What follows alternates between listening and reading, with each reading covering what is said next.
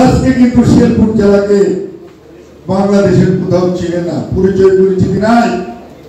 এই শেরপুরে একজন মানুষ যিনি আওয়ামী লীগকে শেষ ব্যক্তি মনে করেন, এই শেরপুর জেলার কখনো কখনো অভিভাবক মনে করেন, এই শেরপুরের অভিভাবক মনে করেন।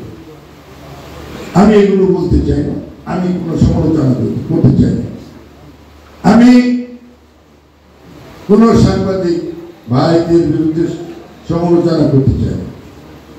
এই শেরপুর আমাদের, এই শেরপুর জেলা আমাদের, আমাদের আপনাদের সকলে। আমরা এই শেরপুরকে এগিয়ে নিয়ে যেতে চাই।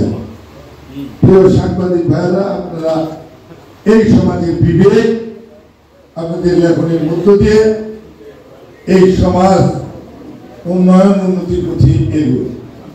একটা কথা মনে রাখবেন, আজকে কিন্তু শেরপুর জেলাকে বাংলাদেশের কোথাও চিনে না, পরিচয় পরিচিতি নাই। কোথায় থাকে শেরপুর? কোন শেরপুর? কোন শেরপুর প্রশ্ন করে উল্টা কোন শেরপুর? বগুড়া শেরপুর না সিলেট শেরপুর, জেলা শেরপুর? এই কথা বলে না। আমাদের শেরপুরে আমরা অনেক পিছিয়ে, আমরা সকলেই সম্মিলিত ভাবে সাংবাদিক সহ সকল স্তরে পেশাজীবী, সামাজিক, রাজনৈতিক যারা আমরা যে দায়িত্ব সকলকে নিয়ে আমরা এগিয়ে যেতে চাই।